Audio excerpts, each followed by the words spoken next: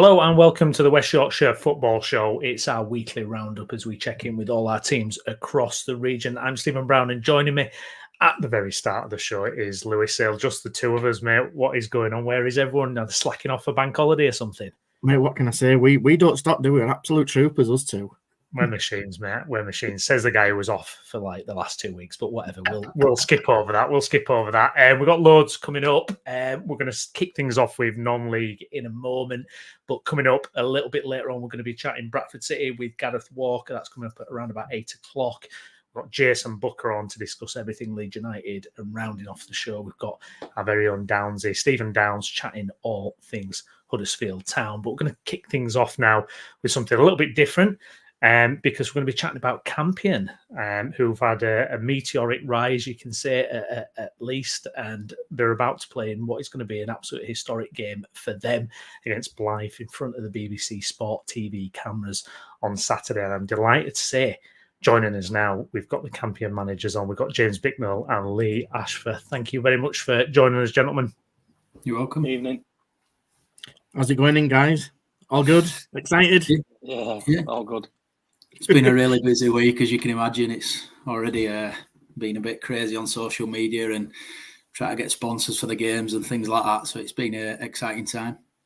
From a club perspective, probably starting with you, Bix. Obviously, you've been Campion pretty much from the start, building it from what was a Sunday League team. How important and how kind of momentous is this occasion for yourselves at Campion? It's a big occasion. We've never been a Sunday League team though, so just you big correct. Saturday. They'll be screaming at me what committee if we start saying we were a Sunday League team.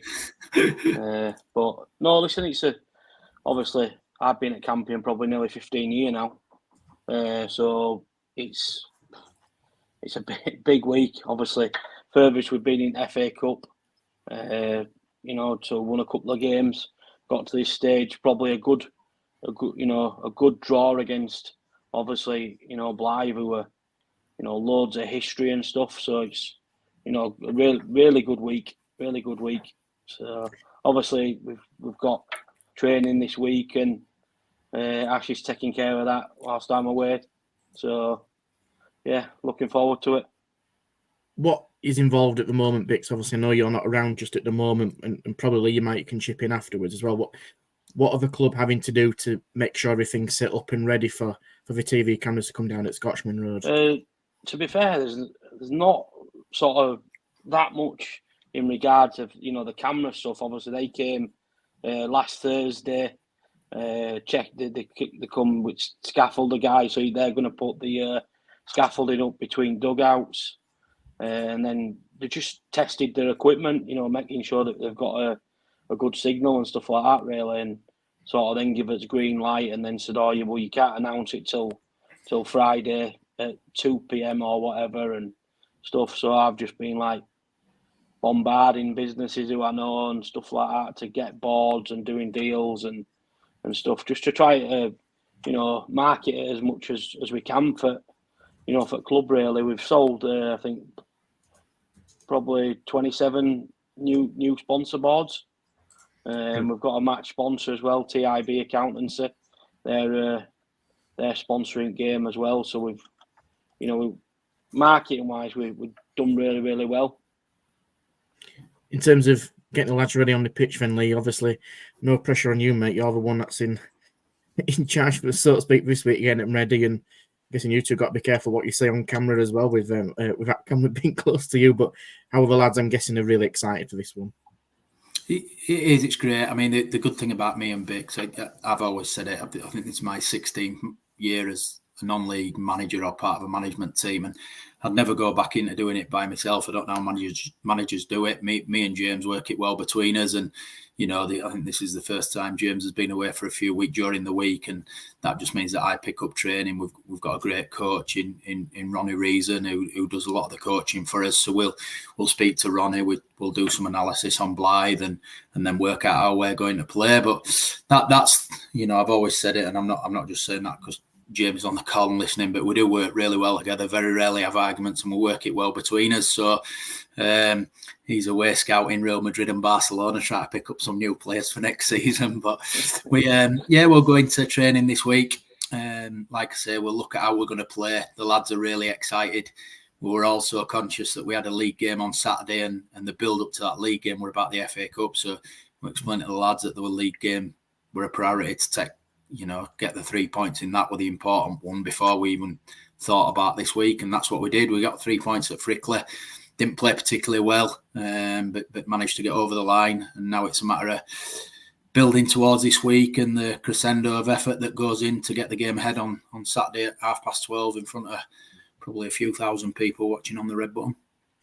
From a football perspective, it must be quite good to get that Frickley game out of the way, but get them 3 points, because it's always in the back of that mind, isn't it? That big anticipation, expectation of being in front of the cameras against Blythe with a name that comes with it, like Bix has mentioned. But it must be a real good test of character. And I know you lads anyway, you're never going to let your guard down, are you?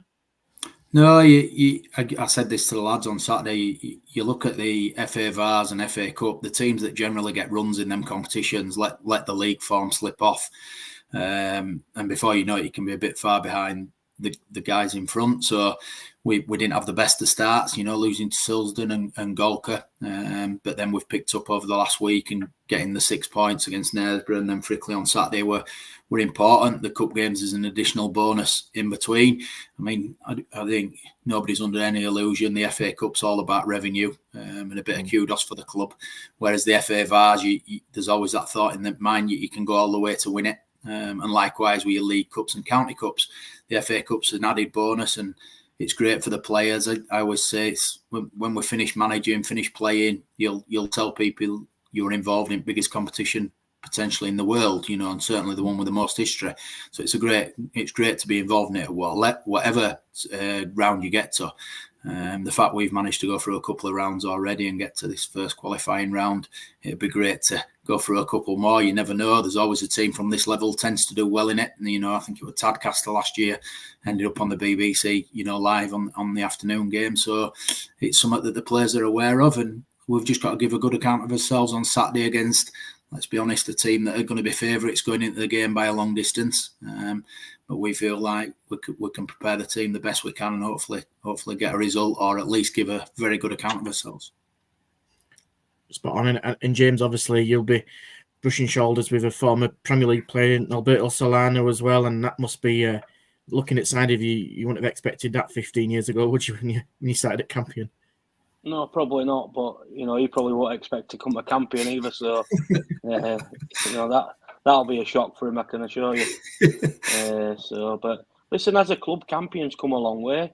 We've got a lot of good, hard-working volunteers and committee and that. And obviously this week we're having to sort of call in favours from everybody's friends and family and stuff like that to try help us host it, because we want to try and beat his record crowd, which were 551 against Bury. If we can beat that, that'd be brilliant. Obviously, there's Bradford City are away, Park Avenue are away, your team, Lewis, both in Grimsby. So if all local teams are either away or not playing, so you're hoping all floaters, ground hoppers might see it as a good game, really. So that's what we're hoping for, a big crowd and a good day, and obviously a win as well.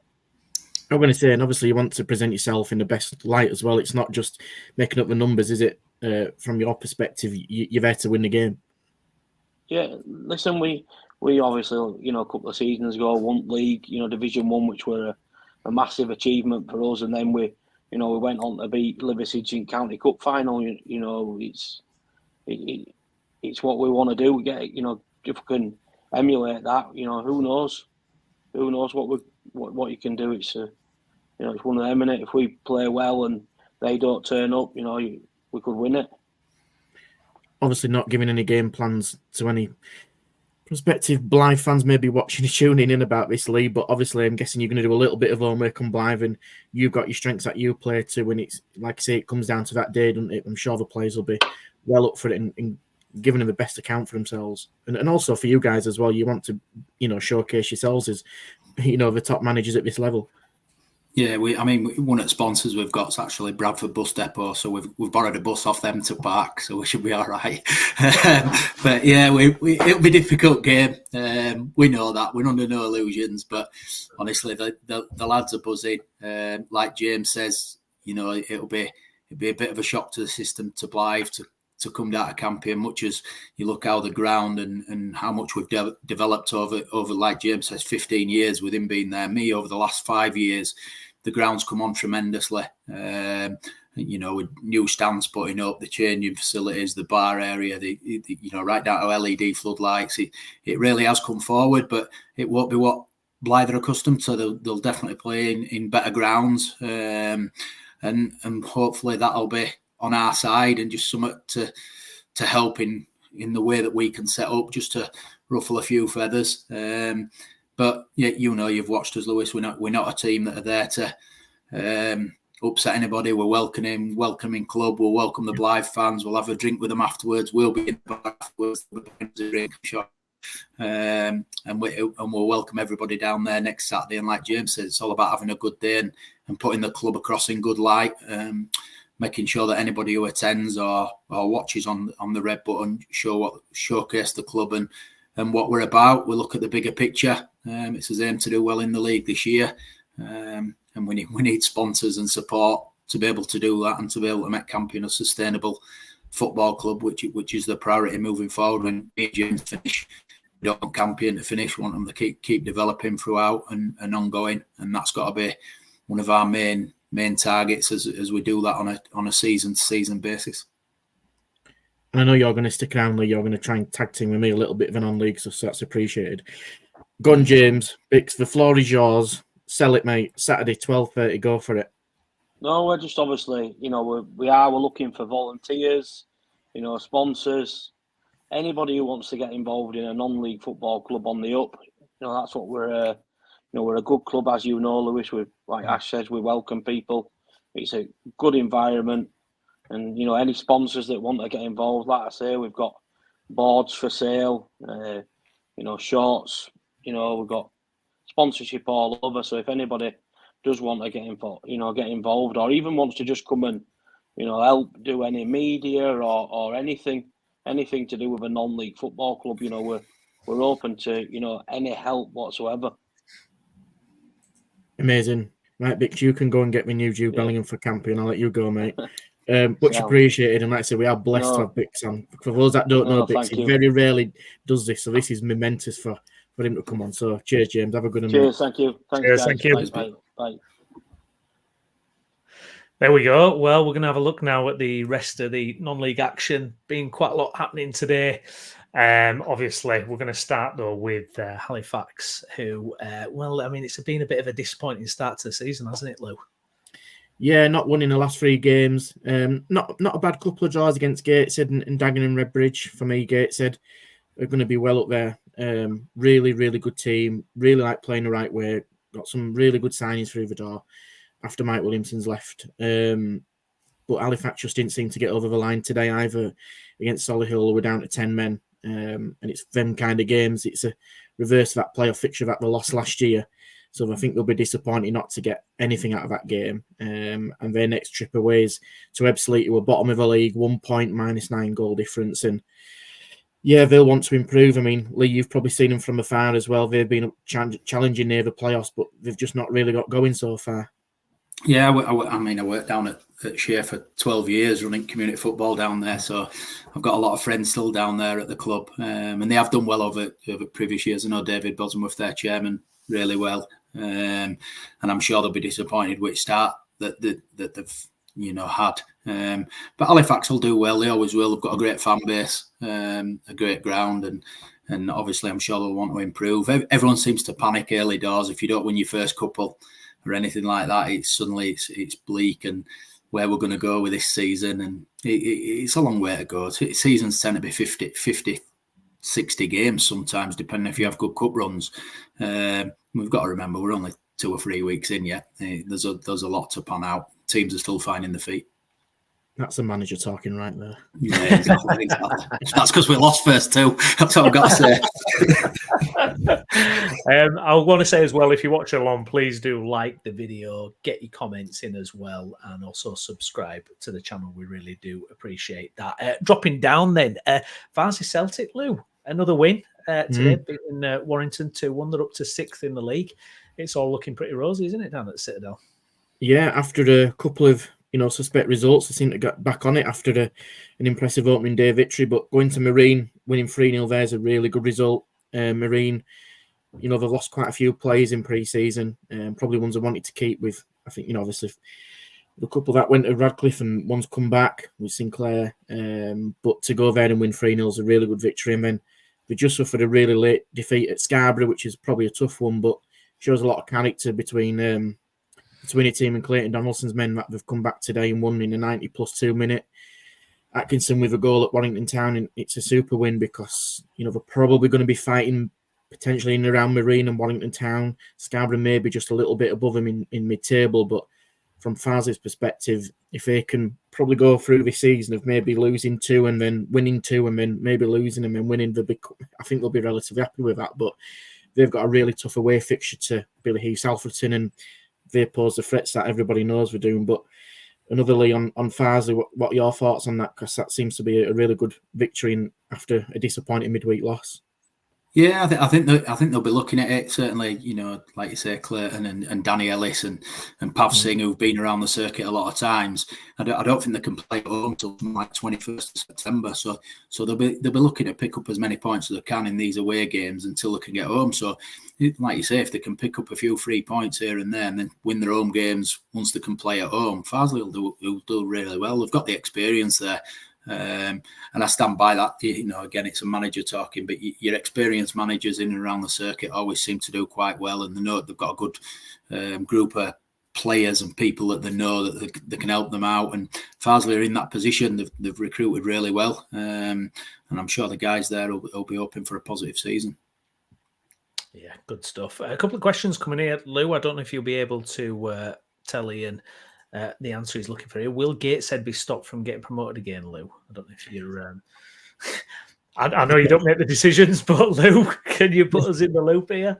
If only, yeah. I know people joke about me knowing my stuff, but it depends on what happens up there, doesn't it, really? I think that's a whole nother game after what happened last year. I mean, all Gateshead can do from their playing perspective, and it is kind of sitting on the fence and probably talking like a manager, but they can only win games and do what they can do, and hopefully the off-the-field stuff gets sorted out, that they're allowed to go up. But I do think if Gateshead are allowed to go up, I think they'll do fine in League Two. They play the right style of football. It's not the easiest place to play football all at that International Stadium. It's not really conducive to football, but they've been another club on the rise through the years, and listen, they're going to be disappointed that they didn't get the chance to get promoted. They won, obviously, the trophy. But the next step for them is to get up. And I'm pretty sure that the guys working in the background will be trying to make sure that happens, because you can't be in another situation where you're so close to getting promoted and you stopped at, kind of off the field stuff. But I think Gateshead can only do what they can do. But yes, Ian, unfortunately, don't make the decisions, mate. So let's see what happens on that one. Yeah, exactly. It's funny, Lou, isn't it? You see how much work goes on. Like the supporters tend to see the pitch and what's going on the pitch, but the amount of work that goes on behind the scenes with the people in and around, getting grounds ready, making sure that the pitch is ready, right up to having enough seats in the stand to be able to get promotion. There's so much goes on in non-league football. It tends to be with an handful of people at the clubs as well. It's phenomenal the amount of work that goes involved. And they're the full-time club. Yeah, exactly. Yeah, it just shows. Yeah. Elsewhere, Guiseley picked up a 3-2 win against Bamber Bridge. Very good victory for them, Lou. Yeah, unbeaten in 3. I know that they lost at Stockton, but apparently played very well. Just couldn't convert the chances. But then a 0-0 draw against Leeds' next opponents. And then, like I say, they've won the next 2 games, 3-2, FC United. And then today against Bamber Bridge, last-minute free kick from Will Longbottom. I mean, he's got it in his locker as well.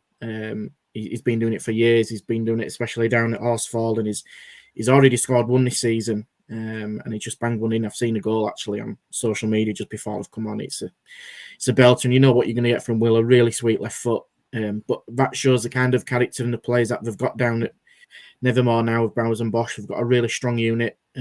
listen, they've probably got a healthy budget to bring some of them players in. The biggest thing is to make them work as quickly as they can. There's players on the bench who could arguably walk into other teams in that division.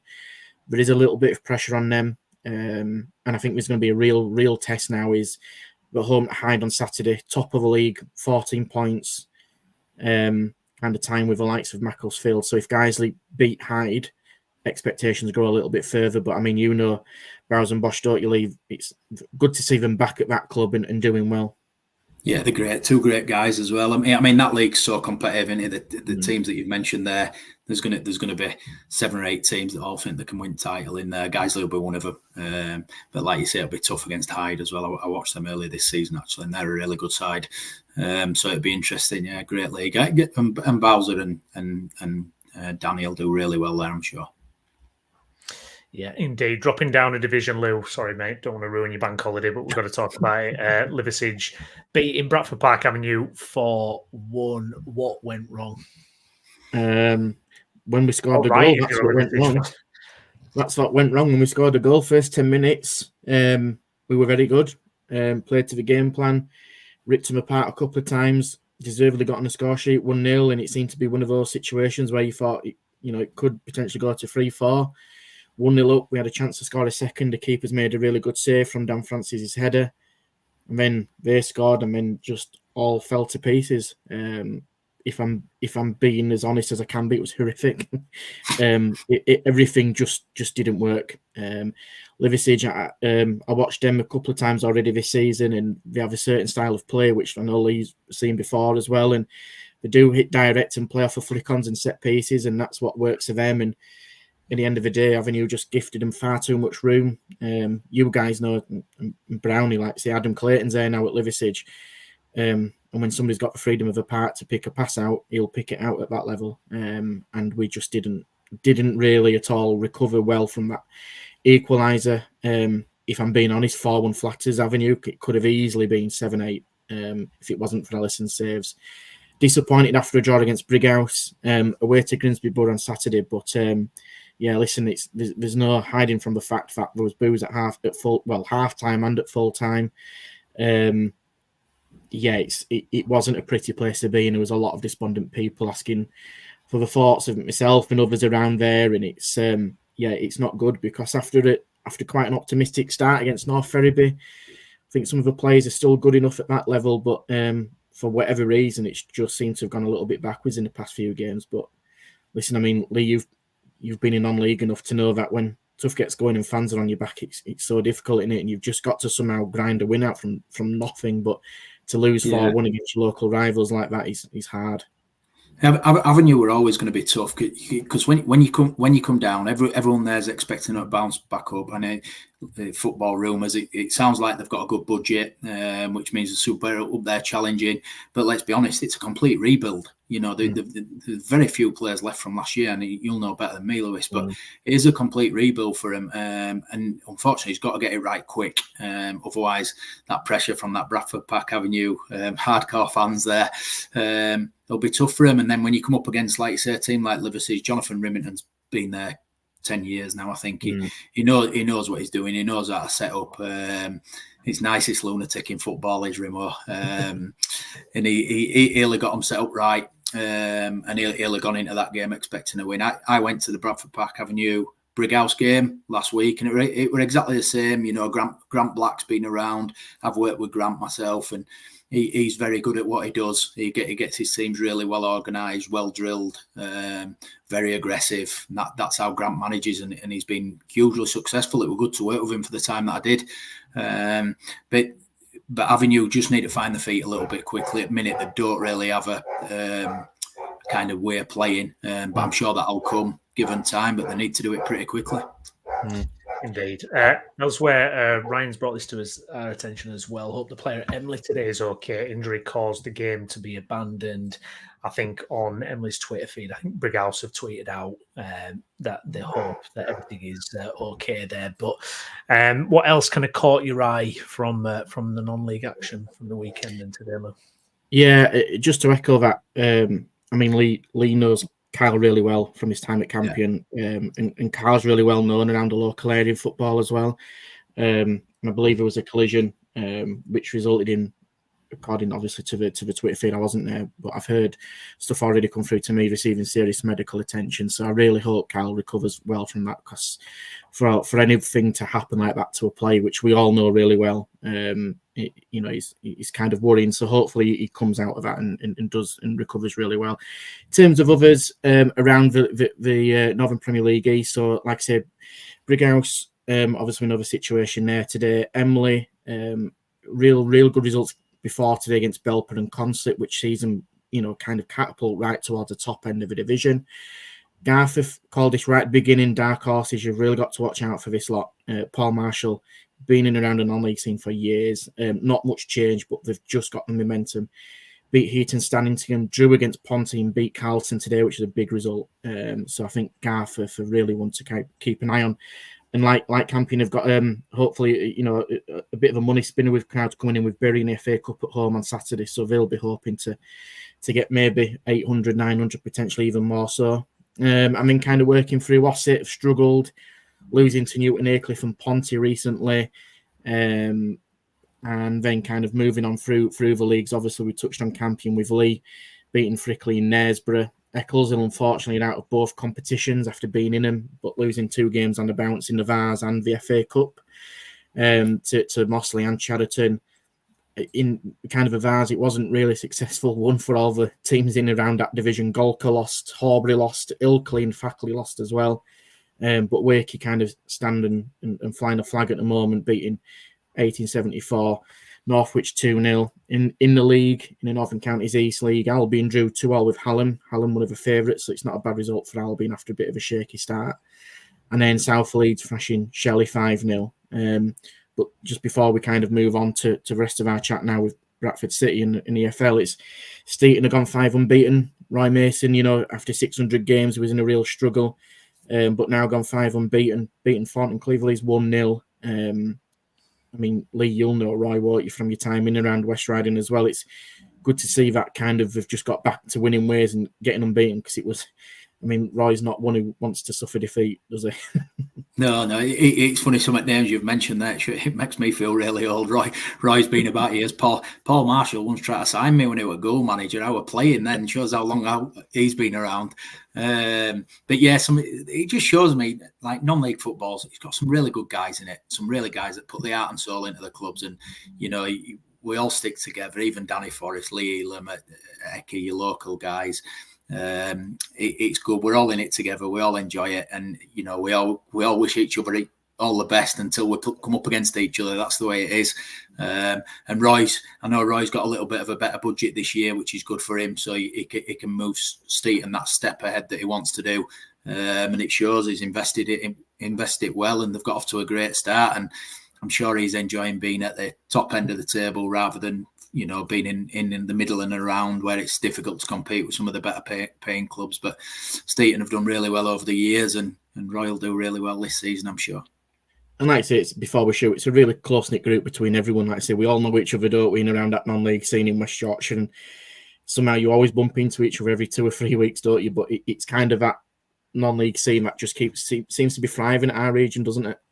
Yeah, and that's the good thing. I always stand by it. Like, when you've got 9 months at season where you don't encroach on each other's players, and you talk to each other and you look after each other, and you've got 3 months in summer where you're stabbing each other in back and trying to pinch each other's players, and that's how we all work, and that's how we all talk about it and say, look, let's not get upset in them summer months and look after each other in season. And because of that, it's a good footballing family, and hopefully we'll be around for a few more years doing it. And when we've finished, we'll go watch non-league football, have a pint together, and laugh about the times that we're in now.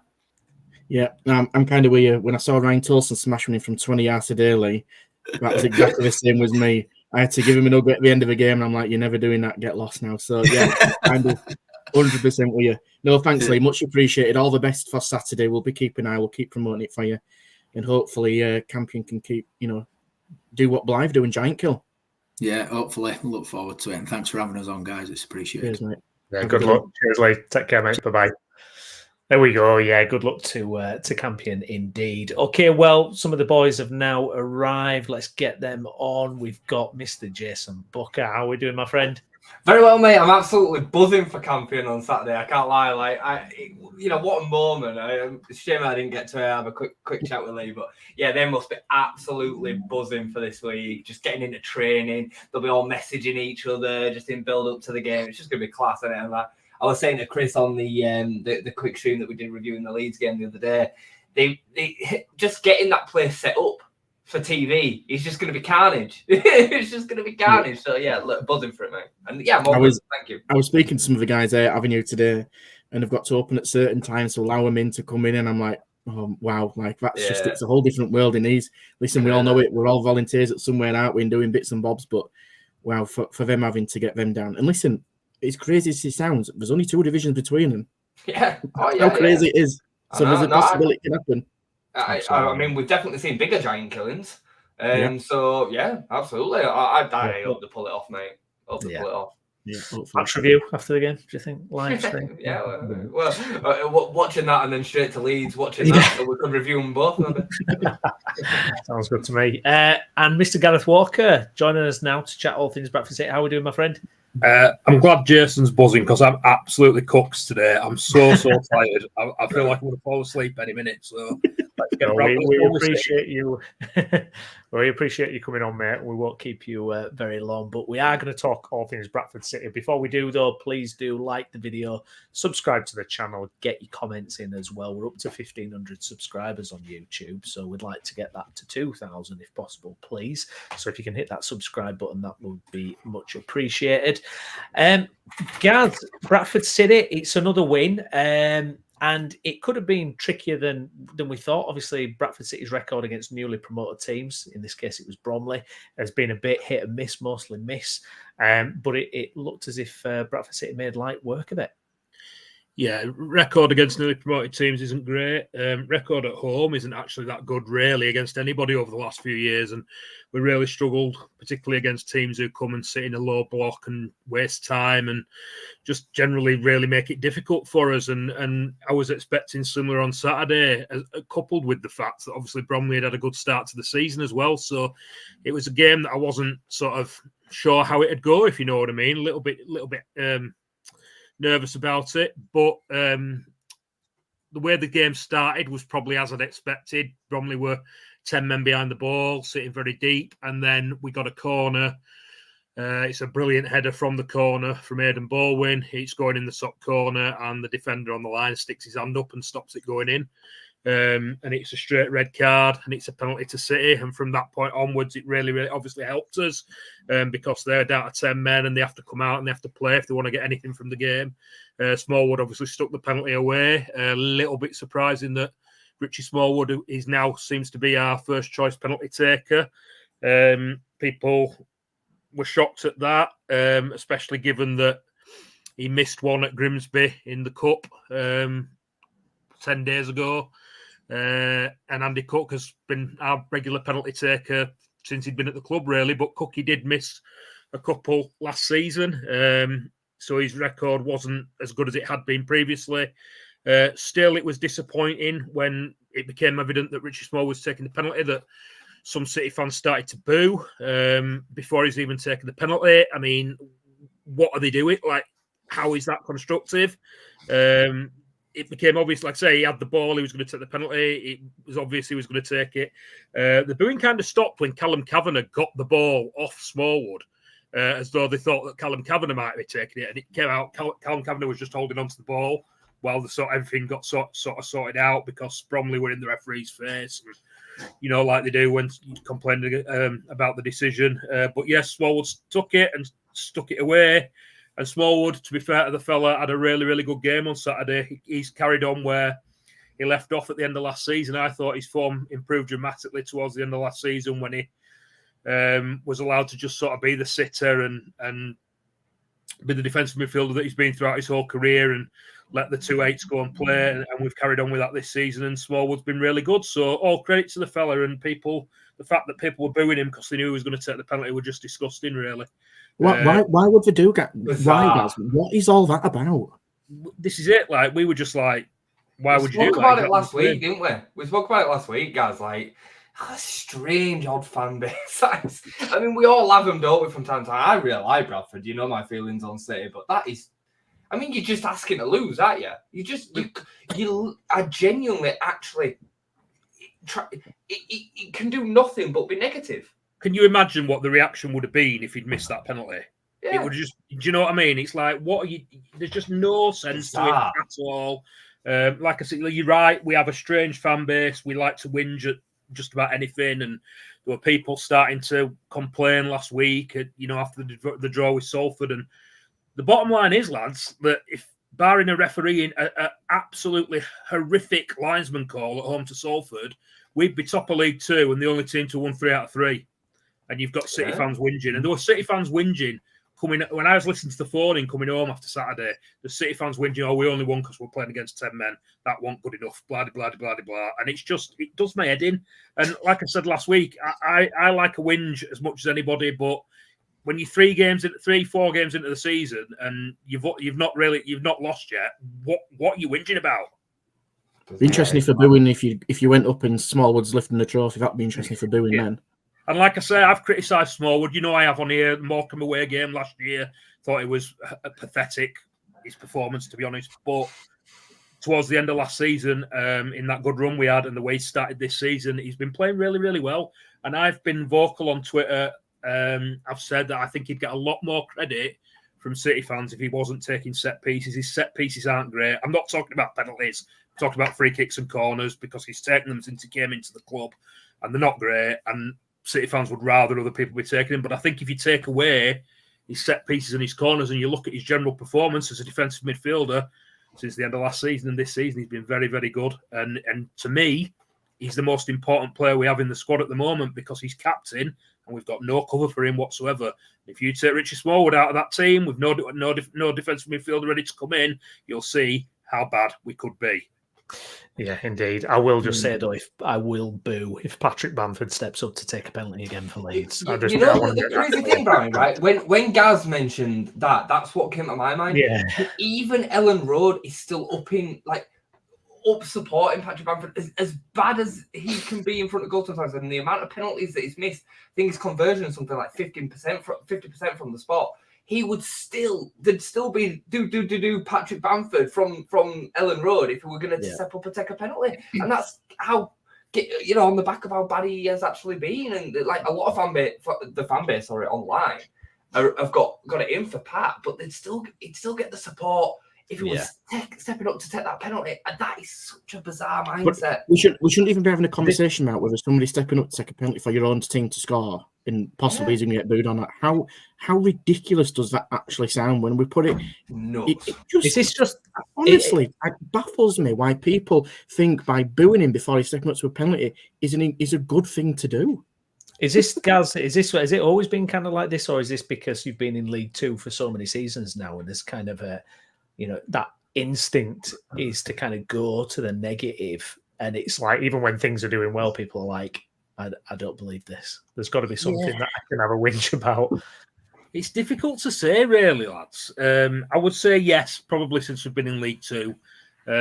Obviously, City have had it's been roller coaster supporting City at the best of times, and barring Phil Parkinson's tenure, which we talked about last week, our record over the last 20 years has been probably as bad as any football club in the country.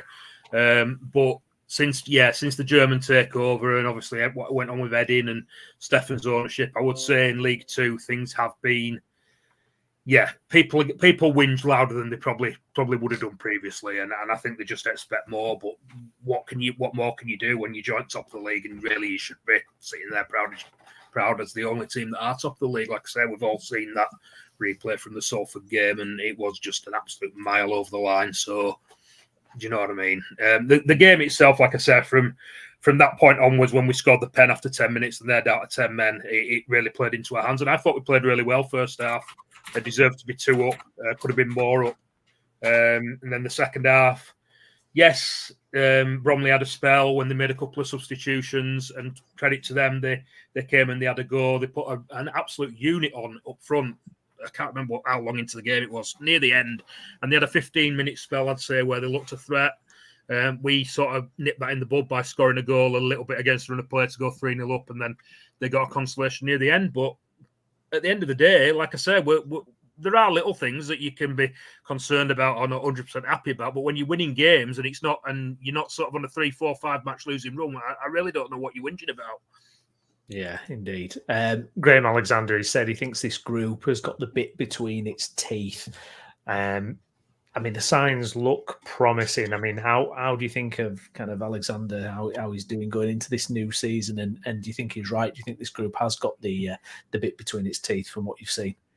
I like Alexander. I'm one of the few that sort of stuck with him since we appointed him, really. There are people that say his football's not great and he contradicts himself. And yeah, he does contradict himself a little bit, but I think all managers do at times. The transfer business is a little bit of a concern. Like I said, we've no cover for Richie Smallwood, and the way he's talking, we're not going to bring anybody in. It sounds like it's going to be Alex Patterson dropping deeper, or Clark Oduor dropping deeper into that role if we lose Smallwood, which is probably likely to happen at some point, if not for injuries, but for suspensions. He got booked again on Saturday. He will pick up suspensions because defensive midfielders do, and it will be a worry when he's not there.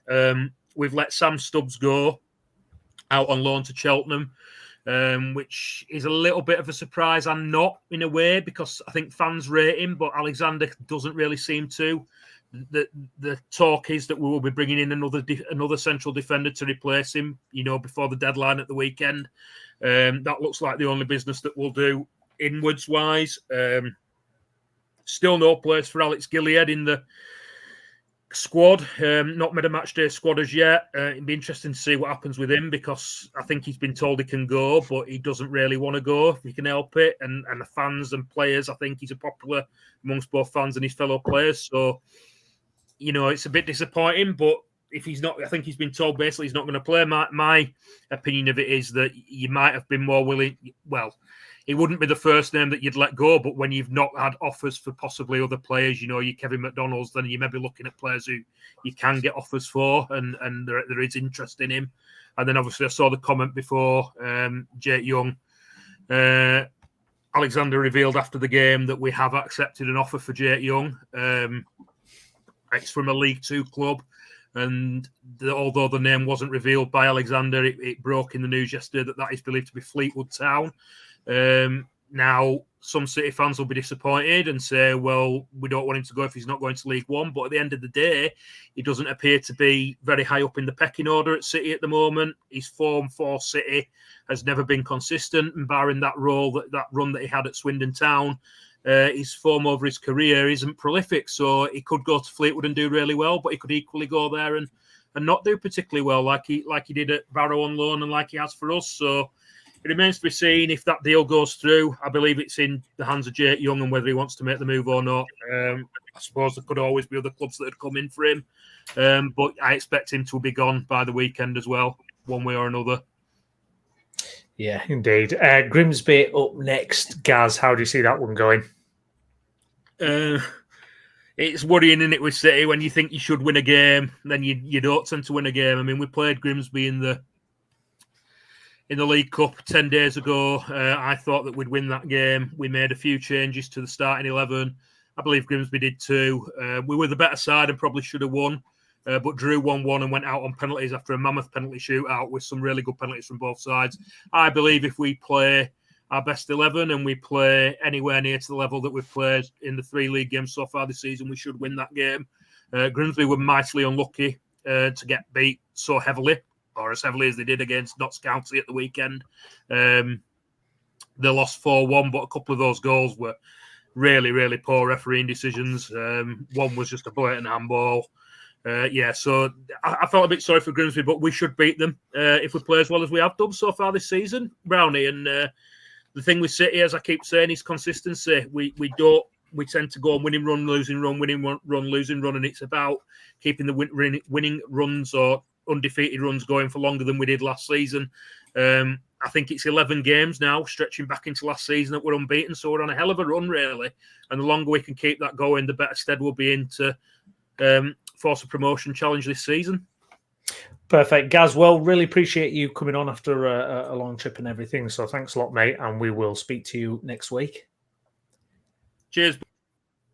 There we go. So we're subbing one off and we're subbing in Mr. Hello. Stephen Downs.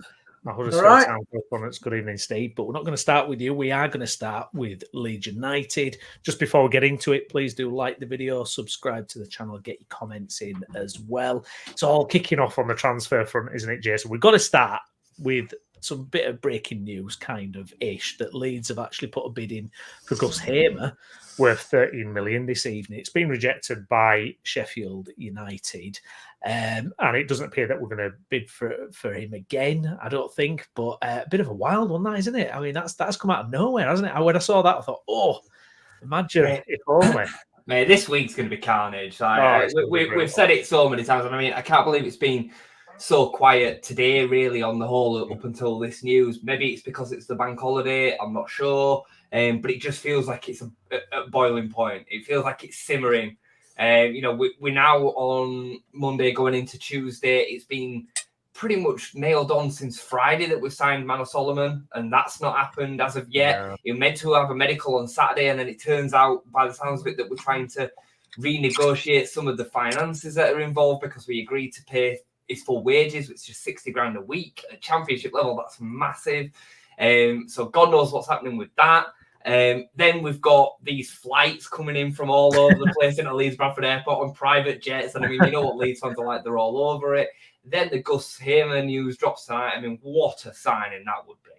And don't even get me started on what it'd do to Chris Wilder. It'd push the guy over the edge. I mean, if you haven't seen... We've got some reaction from Wilder live in. Honestly, to anybody Leeds fans or not, go and watch some of the stuff, or go listen or read some of the stuff that he's come out with over this last few days with regards to the Bogle signing, with regards to the Raksaki loan deal. He's obsessed with Leeds. He really is. He's obsessed with us. I don't know what his problem is. That man's head. I know, mate. Madness. Absolute madness with what's going on the transfer front. It's exciting. I'm a bit apprehensive. I'm a little bit nervous. I can't lie, because time's running out and we've got... Done, don't we? We need to get stuff done. Farkas made it abundantly clear. I mean, I'm expecting minimum three. Minimum three. It's got to be three. A kind of bid for Hamer this late in the day, though, does that kind of strike you as not desperate, but a kind of, they're trying to do something big, but, they've not given themselves much time to do it, really? I think throughout the whole of the 49ers reign, we've seen that they work in a certain way in the transfer window. Even this time last year, we made 5 deals in the last week of the window. They like to wait for opportunities to come up. They like to drive a hard bargain, which is great. We are in a good position if the deals come through. But as a fan, it makes you nervous, because right now we're going into what is a slog of a season in the Championship with not enough. It's as simple as that. Regardless of the result and the performance on Friday night, we don't have anywhere near enough. So it is a gamble, but I am somewhat confident that we get 2 or 3 in that we're really, really happy with. Gus Hamer, he clearly wants to leave Sheffield United, but I would have thought that if he's going to leave Sheffield United, he would have left to a Premier League or a top league team somewhere else. I don't think it makes that much sense to move across Yorkshire. If I'm honest, as much as I'd love him, I mean, what a signing it would be. It just don't make a lot of sense. His stock's high, and he's good enough. He's a Premier League player. It was a fantastic signing for them last season. We wanted him last summer, and he chose the Premier League over them then. So over Leeds then. So the other one that really excites me, and there's been a lot of noise about it, is Phil Billing. I think that'd be an absolute monster signing. Weren't in the squad at the weekend. Again, a Premier League midfielder for me, and he's exactly what we need. When we've been talking about the number 8 role and what we need to really drive this squad on, it's a profile like Billing. So I'd be delighted with that, mate. But I've got to be careful not to get too excited. Wasn't there a private jet chartered from Bournemouth? And then private jet from Bournemouth today, one from Heathrow, one from Paris, because again we've got the lad at Paris FC that we've been heavily linked with. Then you throw in Romain Salai in there as well, the number 10 right winger, Austrian, hell of a player.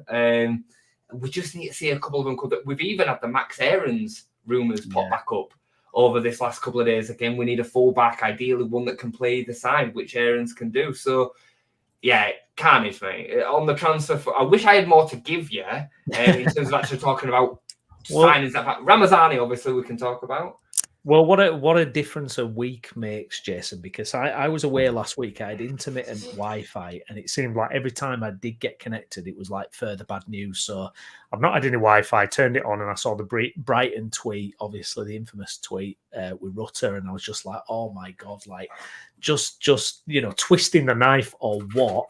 And I just thought, it felt like at that point, nothing good is ever going to happen to Leeds United again. Then we get Largy in the door, and you're thinking, oh, it's amazing how it changes. As soon as I saw that sign, you're like, oh, you're looking at his highlight reels, oh, he looks a player, and all this, you're getting excited for it. And then the performance against Sheffield Wednesday, which for me just felt like we were back on track.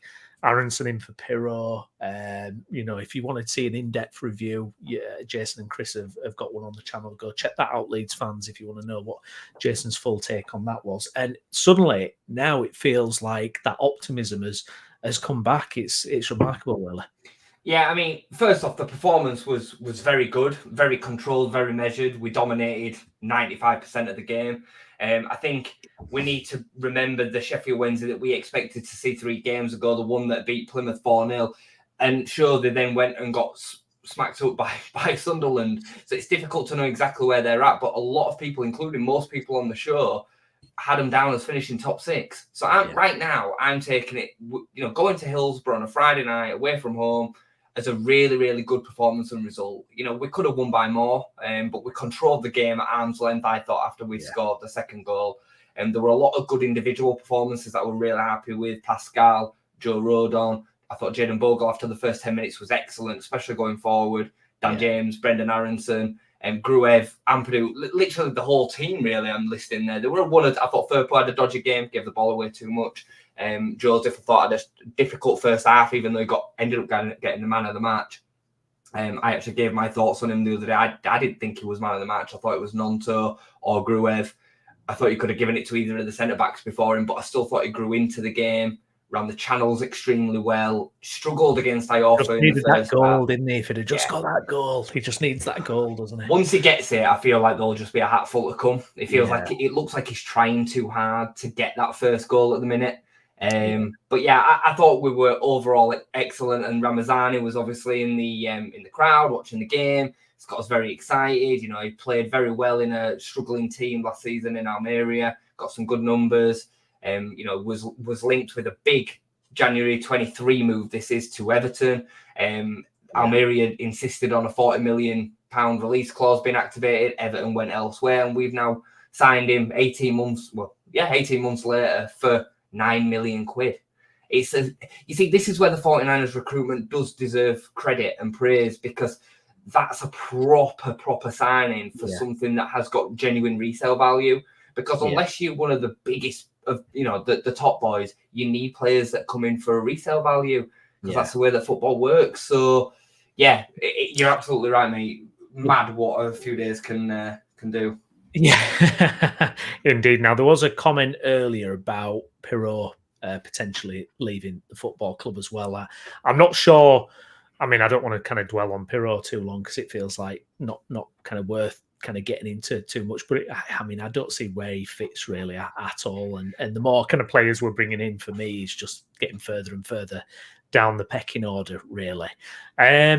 Just one thing, I don't know if you saw, obviously, now that we've lost Somerville, we've lost Rutter, we've lost Gray, I can't help but keep an eye on kind of what they're getting up to as well. And it was interesting to see that. I mean, there was only Rutter who played for about 6 minutes against Man United. I know he did a couple of nice bits. But it's just interesting, isn't it? Because, someone like Somerville, not starting games, not playing, I think he's going to really struggle with that, Somerville. I can see there being an issue if he doesn't start getting more game time for West Ham. Yeah, I mean, first off on Pirro, just very quickly, right now, he has got no place in this team. No, he's not. His place is on the bench, mate. It is. And, I think there's probably a couple of boys that are going to be in front of him. I think Nonto will start there in front of him. I think Aronson will start there in front of him. But what a great option to have from the bench. Pirro is a hell of a finisher at this level. We need a squad. We're not going to get the money back on him, so it doesn't make sense to sell him. So I just imagine that he's probably going to have to ride the bench until an injury occurs where he gets an opportunity. And hopefully he does.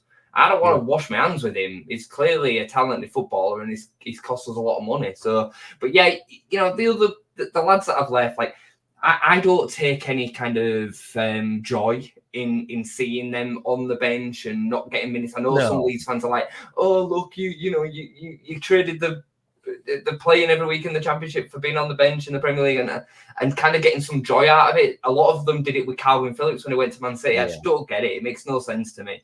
I hope they all go on and be successful. I'm liking seeing Archie get the minutes that he did. What do you expect Archie to be starting week in, week out for Spurs? Come on, let's, you know what I mean? So I think some of them would probably expect to be starting more, and I can totally understand that he would probably be the one out of the group of them that would be the most irked by not starting week in, week out. But he's got some competition in front of him.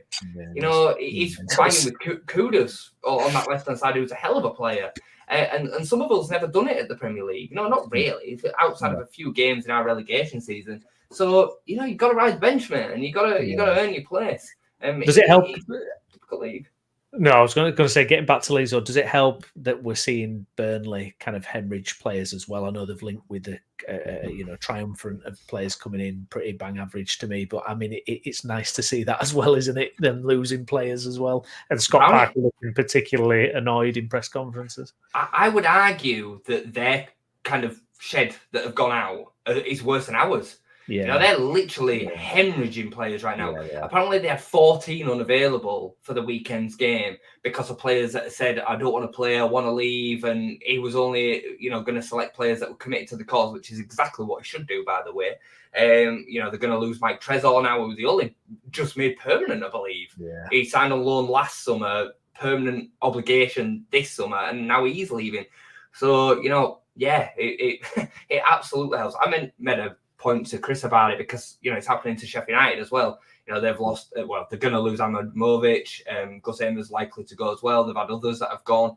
Ollie Arblaster's likely to leave there as well, from what I'm reading.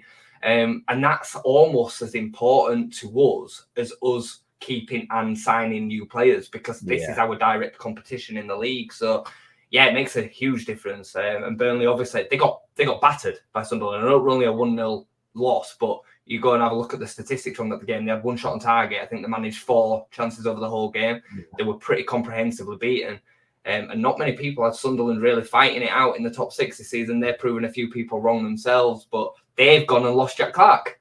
So it's happening to everybody. And I think for us now, we're in a situation where we really only have to keep hold of Nonto between now and the end of the window.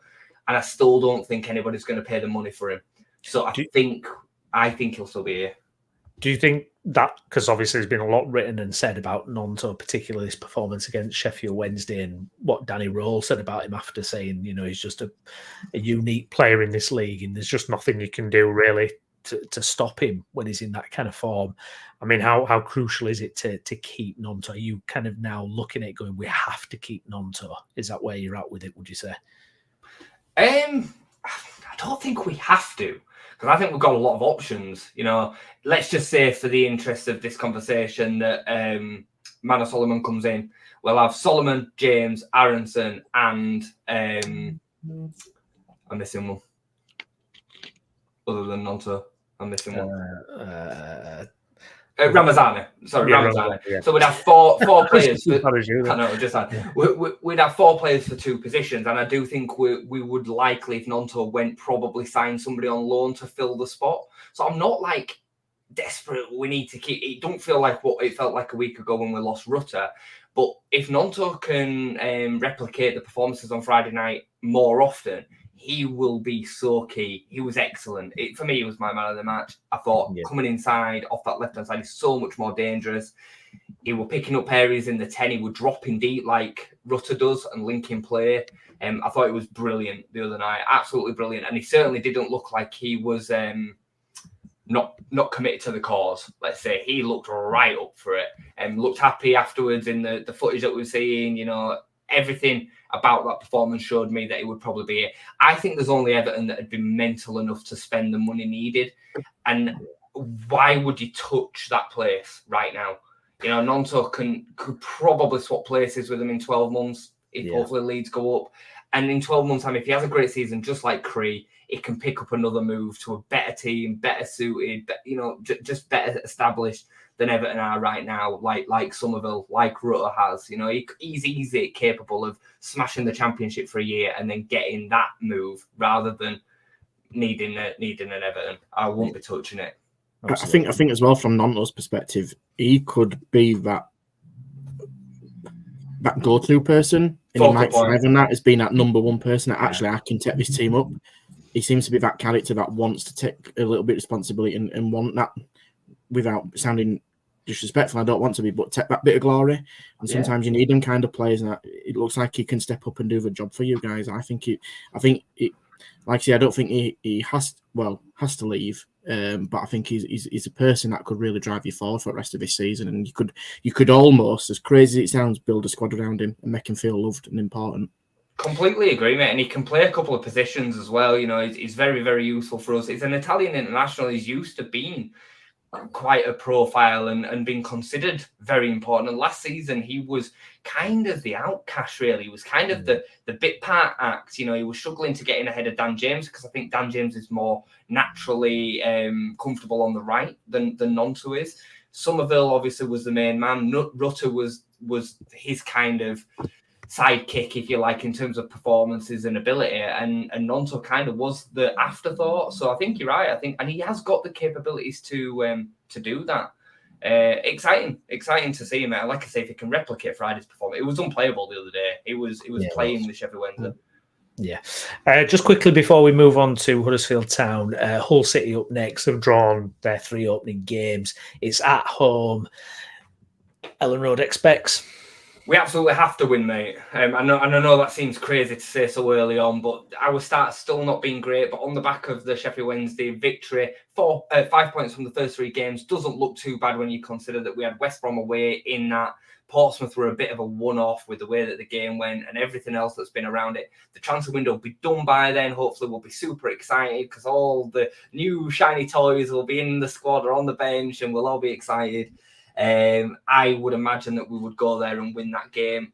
I'm a little bit apprehensive with the Liam Cooper thing. I've seen this story before and he signs there. I don't think he'll end up playing, but it'd just be typical that we'd end up not winning that game, on the back of Coop signing there, which I'm not going to get into it now because we ain't got the time, but I still think at this point it's ridiculous that the club hasn't acknowledged the fact that our longest standing captain over the last 50 years has left the club. It's not even been acknowledged. It's just wild. But yeah, hopeful for 3 points, mate. Hull have kind of carried on their form of last season, even though another management has changed. They're struggling really to pick up any sort of form. And at home, at the second time of asking, we kind of need to win that game, I think. And I think we will. I think it'll be a similar performance to Friday night. Just before you do finish there, because I know that you're probably going to now move directly on, I just want to say my thoughts go out to Sven-Goran Eriksson and his family, because I don't know if you mentioned it at the beginning of the stream, but what a great guy and fun. Even though weren't super successful with England, he still have real fond memories of that team and who he is as a guy. And I think since obviously his illness has come a little bit more to the press and to the news, you've kind of seen a little bit more about what kind of person he is. So I just wanted to say my bit. 100% well said. Yeah, definitely, absolutely. Yeah, rest in peace, Sven. Okay, so we're going to move on to Huddersfield Town now. Please do get your likes on the video, subscribe to the channel, get your comments in as always. Mr. Downs, what a start to the season. Yeah, it's been a great start. 4 wins from 4 for Michael Duff. The first time a Town manager has done that since 1976 with Tom Johnston in charge. I knew him well. But yeah, it's gone well. Just interestingly, 2 things from the previous chats that you've had. On the penalties with Gaz, Town now haven't had a home penalty for 1,272 games. So yeah, it would be nice to get a home penalty at some stage, please, EFL. The second thing is Philip Billing. He deserves Leeds. Leeds deserve him. So that's as much as I'm going to say on that. Give me. I'm for it. Give me him. You can have him. He's a great player, but he's a big head and yeah, I won't say anything else. Anyway, Come to a proper Yorkshire side, Bill. And since when is Steve Downs now turned into Dave Foy with all the stats as well? What's all this about? Well, the town stats are there. I can't name any stats on Bradford Park Avenue or anything, but yeah. So anyway, yeah, it's been a great start. It's been really good. The game against Shrewsbury at the weekend was a challenging watch. I thought they were better than what I expected them to be, if I'm honest. I expected us to turn up and be a lot better than what we were, and Shrewsbury to be a lot worse. And therefore, come to the conclusion that if hopefully we go 3-0 up in the first half, they'd sort of roll over and we'd bang a couple of others in the second half. But that didn't transpire. And therefore, we won 1-0. It could have been more, but then again, to be fair, they had chances with Marcus up top, and he should have scored his chances. So it could have ended as a draw, to be fair. And that, I wouldn't have said Shrewsbury wouldn't have deserved the draw. So we got let off one. I think Duff's very on top of not letting complacency happen. He wasn't as negative as what I thought he was going to be after the game, to be fair. But I think that's just because, he's after every game he said that we could improve and like do better. And he's probably very conscious that he can't do that after every single game. So he was probably more positive than what everybody was expecting him to be. But yeah, I'm well happy with the way that we've started and. Not necessarily happy with. I'm semi-happy with how the transfer window's going and gone so far, but I still think we need another striker in really and a centre back because Spencer looked like he went off with a nasty arm injury on Saturday. Yeah, and before we kind of get into the transfer stuff, it was weird because I was seeing a lot of kind of discontent, the little bits and pieces I picked up from Town fans. And I know Kevin Nagel, who you and Chris did a great interview with, that's on the channel that Huddersfield Town fans can watch if they've not checked that out already. I know he was getting into it with a few fans on X who seem to be having a little bit of a whinge. And I'm always kind of amazed at that when you're winning games and fans are complaining. It just doesn't make sense. I don't think the majority of Town fans are any way, shape, or form disappointed with how the beginning of the season's started. Look, there is a sense that we need to be up there. We should be looking to get bounced straight back. So, like there probably is at Birmingham, there's a bit of it's Shrewsbury turning up, it's Crawley turning up. We should be absolutely mullering these teams to get back up, and probably like there is with Leeds at a championship level. There is that bit of sort of aggression and about us at League One level. So I don't think it was over the top negative from people that I was seeing on Twitter. I just think there is standards there that Town fans expect, and in the first 3 games before Saturday, we'd shown good standards. And in the Stevenage game and the Shrewsbury game, there's just been a couple of things that have, maybe happened that shouldn't have happened. Yeah. Moving on then to transfers before we get to the Walsall game and the Rotherham game. Any particular rumours standing out to you? Any certain links? Any names popping up that you're aware of, Steve? No, me and Chris tried our best with Mr. Nagel to get something out of him to pass on, but he wasn't forgiving. And yeah, listen, the club are very good at the moment. As I've said before, they're not a sieve. We're not leaking everywhere. So there's no real rumours, to be fair, Brownie. I wish I could give you some. I'm going to be absolutely useless on deadline day because I mean, I usually am anyway, because Town normally don't sign anybody, to be fair. And I did put that to Kevin, that we're not known for signing 6 people on deadline day. But yeah, there's no real rumours that I'd like the tall lad at Borough, Colburn, is it, or Coburn? But there's Championship clubs probably going to be in for him. Joe Taylor, still, I don't know what's happening with that. I think it's all going to be quiet. Luton have used him on the bench. He's come off the bench a couple of times, and I'm just a bit worried that Edwards kind of wants to use him. I don't see them being linked with any strikers to, maybe let him out on loan. So it's a bit quiet. But I do think we need someone up there, to be fair. Callum Marshall from West Ham has made a great start. He's made a bigger impact than I thought it was going to be, and looks a real handful, to be fair. Good finisher of the ball, quite a squat, sort of small little type of player, but runs around like heck and causes defenders no ends of problems, really. And so he's made a decent start. But I think, you look at Healy, he's been injured. He's got an injury record, and so the club's always trying to be careful with him. Danny Ward does Danny things, not necessarily, doesn't put the ball in the back of the net as often as we'd like.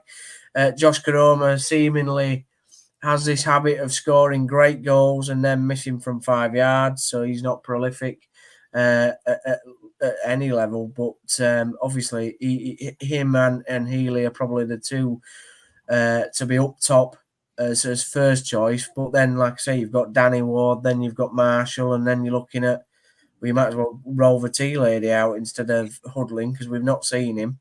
And Tyree Simpson we've shipped off to Stevenage. So, and Radulovic, sorry, he's now out for 4 months with an injury.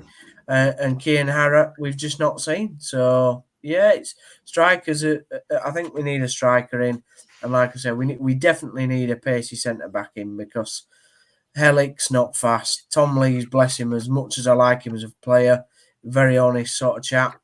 He's not quick.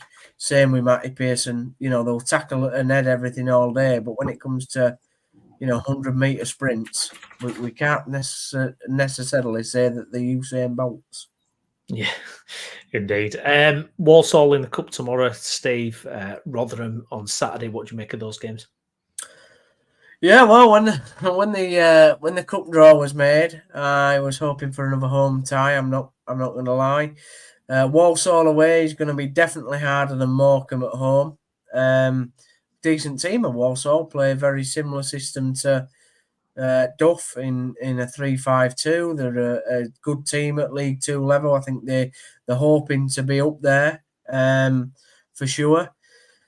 He's going to make changes tomorrow for sure, and I just think if we can go there and get something out of it and get through to the third round, it sort of opens up your bigger ties then, doesn't it? Or I'd even still like a smaller tie, really, if we can get through a couple of rounds. But the league's the most important thing. So if we go out against Walsall, I'm not going to spill my milk and cry over it. But it would be nice to.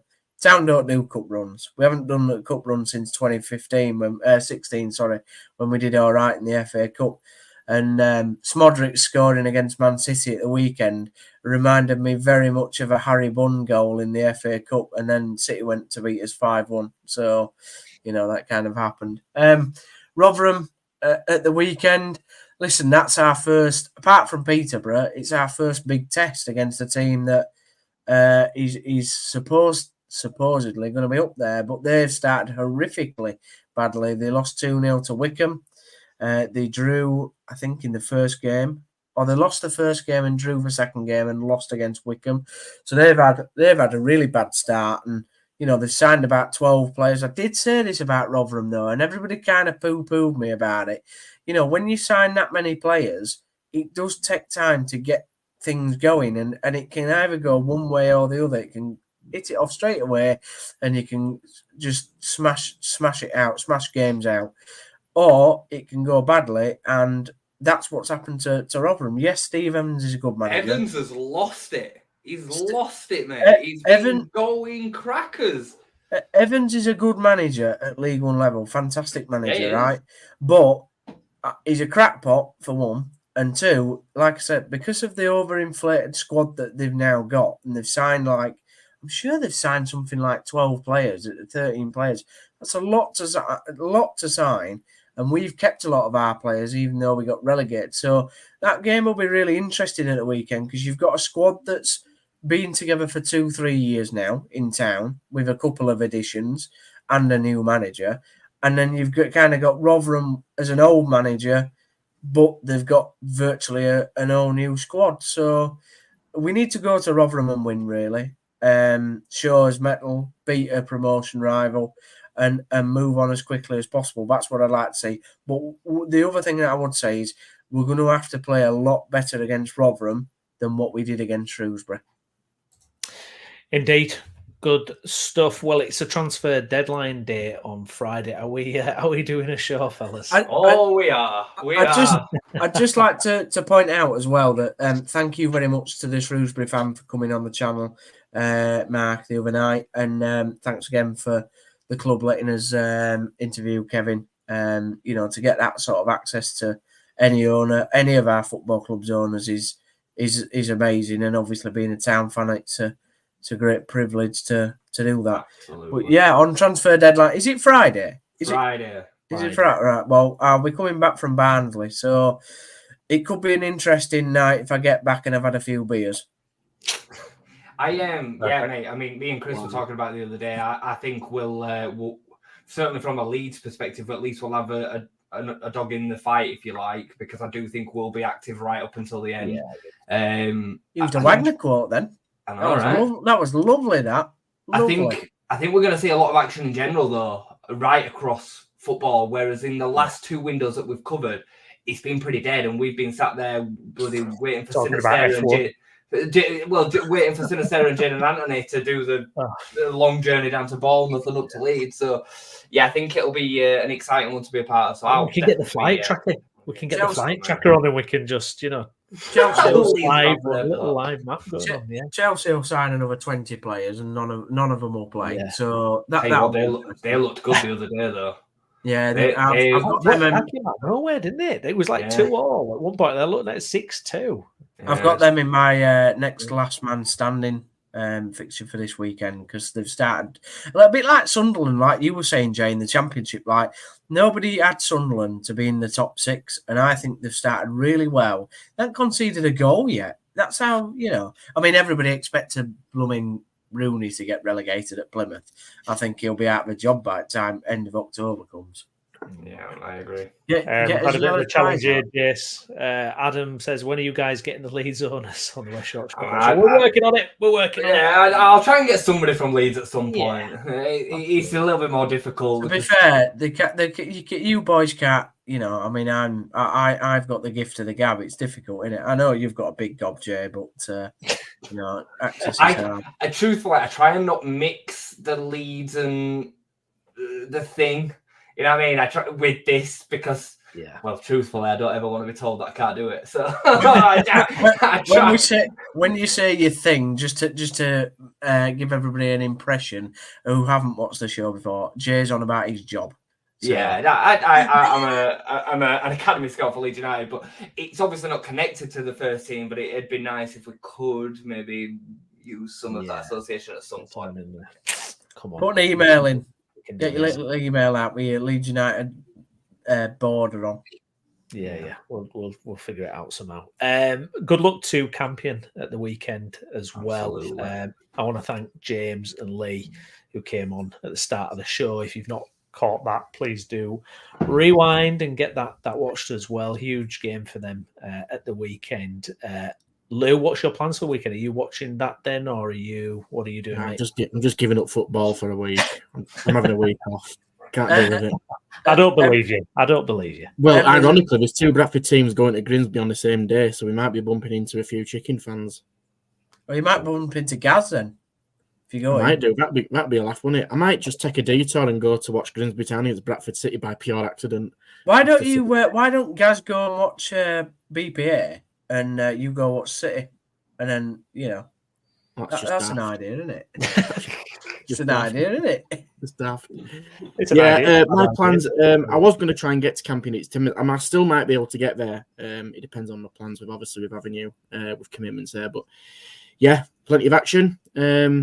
And listen, even regards of whether it's Campion or anybody else, one of our team in our region is on, national coverage, worldwide coverage on the red button. So listen, get down if you can watch it. If you can't, watch it on BBC. But wow, I'm not just saying it because I know other guys there, and I know some of us have been there before. But if there's a club that deserves a bit of moment in the limelight, Campion do. Like any volunteers at non-league level, put the heart and soul and hours into it to make stuff work. And when it doesn't work, hence I'm a bit downbeat today. When it doesn't work out, you feel really deflated. But for Campion to get on the TV against somebody like Blythe Spartans and they have an opportunity to win must mean everything to those people. So yeah, let's hopefully they do the job and we can get them back on when they're celebrating. And Albert Solano's playing his trumpet walking down Scotchman Road. Honestly, best of luck to all our teams, and I know Emily are looking forward to their trip to Morpeth. That's a difficult tie, Lou. I'm sure you spoke about it earlier on anyway, but I think they're excited for it. Yeah, they're there. Obviously, after today's abandonment, and hopefully they'll be getting back on that. And then obviously, Bury go to Garth, so that's potentially another big crowd in our region as well in the FA Cup. So yeah, listen, you never know. One of those people might just get into that first round and play the likes of Huddersfield or Bradford City or Leeds potentially. I do want to concur with Jay as well. I thought what you said about Sven was really good. I know we are a West Yorkshire football show and concentrate on that, but to be fair, I would like to say that if Sven had got some of the draws that Southgate had in the previous tournaments, good point. I think that we may have won something under Sven. I think it was just unfortunate the time that he had and the way that the sort of the media was and the whole sort of society was at the time. I think if Sven would have been England manager now, we may have seen a trophy. And I think that the whole way that he dealt with his illness, was just amazing, really. And I think it's just sad that it's obviously come to an end, but he'll always be remembered, I think, for all of us, particularly because we grew up watching Sven and England and Munich 5-1 and all that. You still watch it now, and it's just what an amazing night that was. And so it's very sad. Indeed. Okay, well, I want to thank everyone who's watched along this evening, got your comments in. Please make sure you like the video and subscribe to the channel as well. I've been Stephen Brown. Alongside me this evening has been Lewis Sale, Jason Booker, Stephen Downs and Gareth Walker. Thank you very much for watching, and we'll catch you again next week. Thank you.